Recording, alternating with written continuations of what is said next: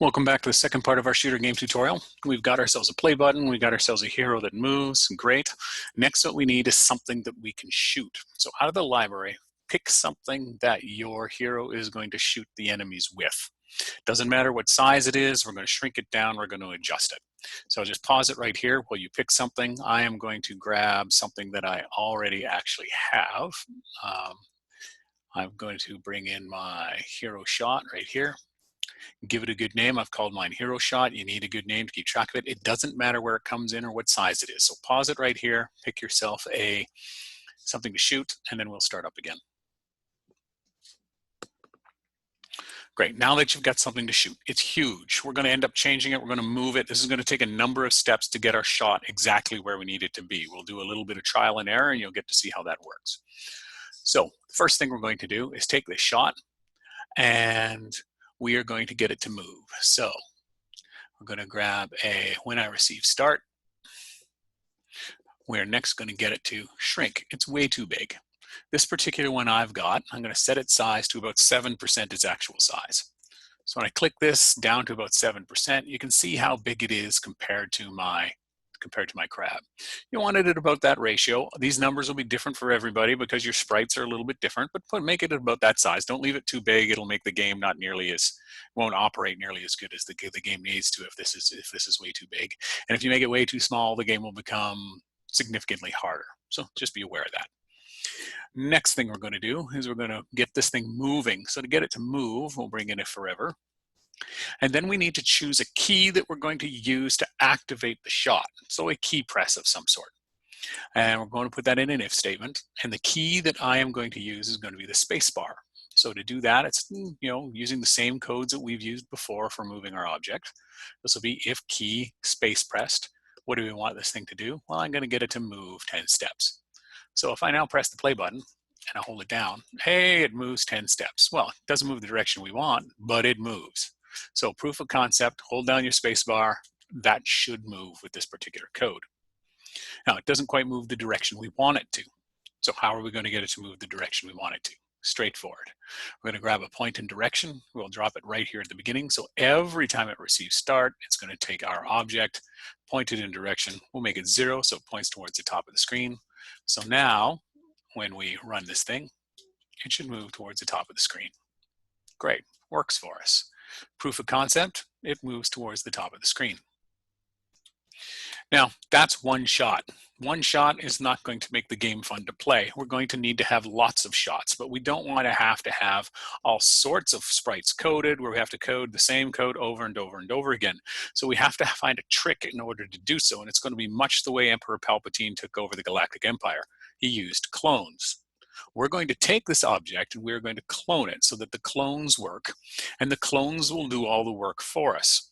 And those clones will read the one piece of code that we write.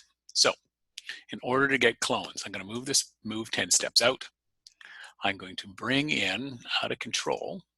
I'm going to bring in create clone of myself.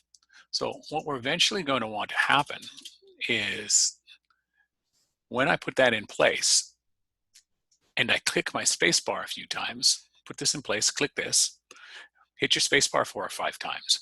What you'll see is while the game is running, there will be extra hero shots. When you stop the game, you have a single piece. That's the original sprite. When we receive start, hit your spacebar. Actually, I probably have to hit the actual start button.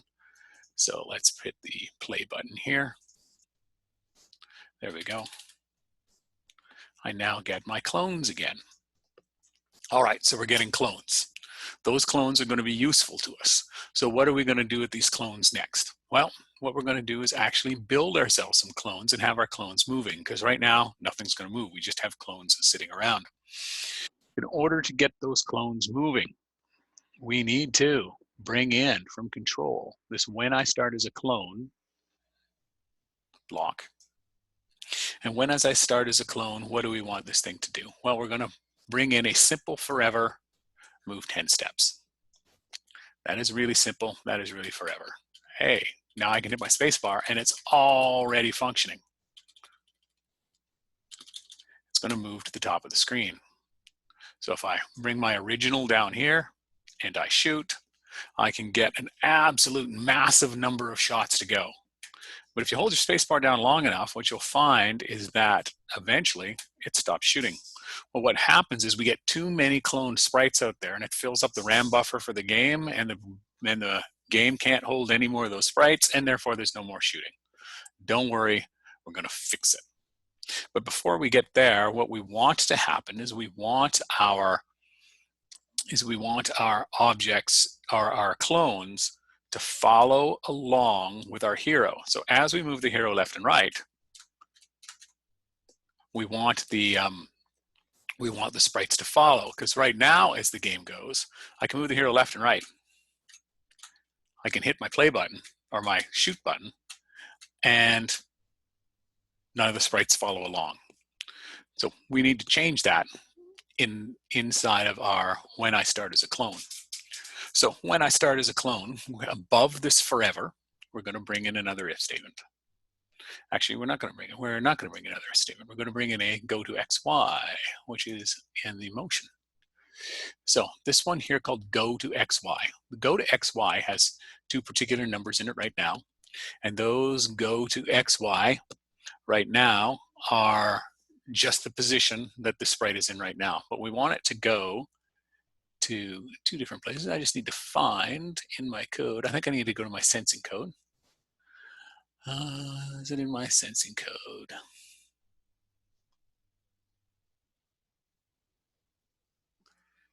Or is it going to be in my motion code?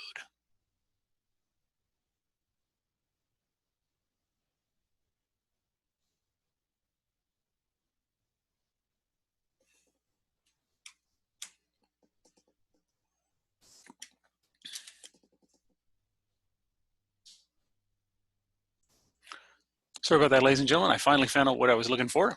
They've changed the wording on a little bit. So we need to go to the light blue. We need to go to the sensing. We need to bring in this backdrop of stage, and we need to drop it right in here, and then we'll make some changes on it. So we're going to take this stage, and we're going to drop it down to hero, and then we're going to leave, and it'll automatically come up as X position. So for the X of our clone, we want it to go to the X position of the hero. So that's wherever the hero is sitting, left or right X. And then for the Y, we want it go to the, we go to the hero, we'll set it as the Y position of the hero. So every time a clone starts now, when we shoot, it should follow our hero along. It may not be the best shooting position, but it is a basic shooting position that kind of follows our hero. Eventually we fill up that buffer, and we're going to stop that next. So again, to reset the game, I need to stop it.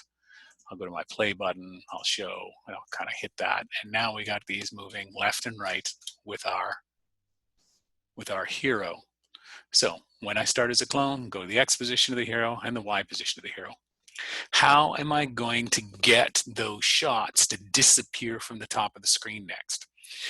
So we can continue to shoot throughout the game. Well, that requires us a little bit of a change here where the forever is. We're going to pull the forever away, and we're going to remove the 10 steps from it. We're going to bring that and drop it off here to the left. We're going to control, and we're going to actually control our sprites by height, because what they do is they stop at the top of the screen. So what we want them to do is detect to the top of the screen. And when they hit the top of the screen or near the top of the screen, we want them to disappear. And if they disappear, they come out of that buffer that holds them in memory and clears it so that it continually can be renewed. So we're going to bring in something that is going to be called repeat until. That's this one right here. And with that repeat until, we are going to give it a mathematical formula on how long we want it to repeat until. So we're going to come to operators, and we're going to grab a greater than sign, because these are going to move towards the top of the screen. And as they get close to the top of the screen, and I'm going to put in greater than 175. For most of your sprites, this will work. So as the sprites move to the top of the screen. Now, how do we know it's the top of the screen? Well, repeat until what is greater than 125. Let's see if it's under motion. Here we are. We're going to grab this thing under motion. We're going to grab something called Y position. So this clone will start at the XY of the hero. And it will repeat until its Y position is greater than 175, because the screen is 180, so as soon as it gets close to 185. So what are we going to do? What are we going to have it repeat? We are going to have it repeat, move 10 steps. So it will continually move 10 steps, move 10 steps, move 10 steps, move 10 steps, move 10 steps. And what do we want it to do when it's done? Well, what we want it to do when it's done moving those 10 steps, and watch, it'll look no different if I shoot it now. It's still going to move up to the top of the screen. But the big thing that we're going to do is right at the end of this, we're going to hit delete this clone. And now what's going to happen is anything new that we shoot to the top of the screen, and I'll reset this so you can see, anything new that goes to the top of the screen, as soon as we play, no longer sticks to the top of the screen. We could now shoot forever and ever and ever and ever because we've cleared the shot buffer. Great. Now, another thing that you're going to notice, we're shooting, and this one shot never goes away. Well, that's our original shot. And actually, our original shot doesn't do anything anymore. It just kind of sits there. So what we're actually going to do with that original shot is we're going to make it disappear. We never need to see the original shot again. The only thing we need to work with are the clones. So what we're going to do is we're going to come to looks, and we're going to bring a hide, and we're going to put a hide right in here. So now when we receive start, we'll come back to our play button.